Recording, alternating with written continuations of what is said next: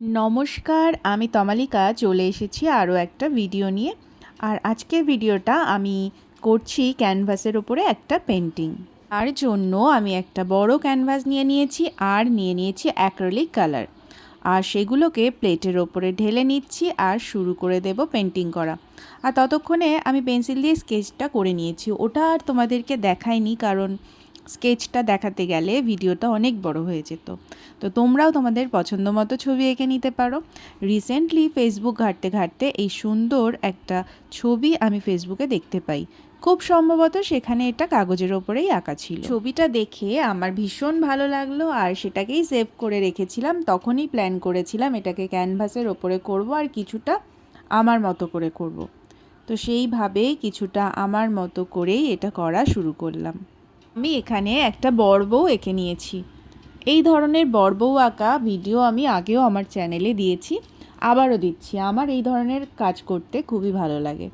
তো তারপরে আমি ফার্স্টেই ফেস কালারটা করে নিয়েছি দুটো মুখের জন্যেই। আর অ্যাক্রিলিকে কালারের সঙ্গে কালার মিশিয়ে একটা ডার্ক শেড এবং একটা লাইট শেড ক্রিয়েট করে সেটা দিয়ে আমি কিন্তু দুটো ফেস কালার করে নিয়েছি। তাদের অ্যাক্রিলিক কালার বিষয়ে কোনো আইডিয়া নেই, তাদের জন্য একটা সুন্দর টিপস দিচ্ছি। সেটা হচ্ছে, আমরা দু ধরনের অ্যাক্রিলিক কালার মার্কেটে দেখতে পাই, একটা টিউবে আর একটা কৌটে। তো দু ধরনের অ্যাক্রিলিক দিয়েই কিন্তু এই ধরনের কাজগুলোকে করা যায়।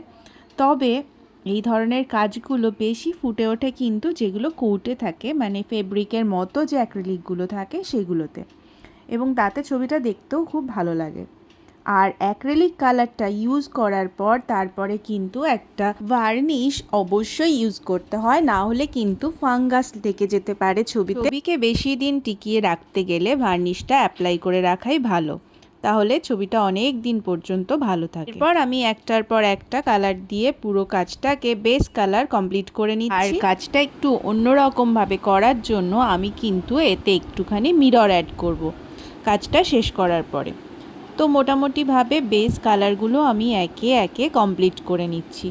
আর পাঞ্জাবির অংশটায় আমি একটুখানি কলকা করে নিচ্ছি যাতে দেখতে একটু সুন্দর লাগে।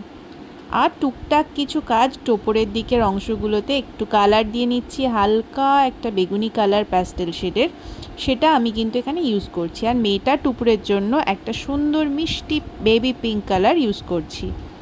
এইভাবে কিন্তু আমি পুরো কাজটা কমপ্লিট করে ফেলছি। আর এই যে বললাম মিরর লাগাবো, তো নিয়ে নিয়েছি আমি মিরর, আর সেটাকে সিকোয়েন্স ওয়াইজ আমি ইউজ করে নিচ্ছি। তোমরা কি ধরনের অ্যাক্রিলিকের কাজ করতে পছন্দ করো সেটা কিন্তু আমাকে কমেন্ট করে জানিও।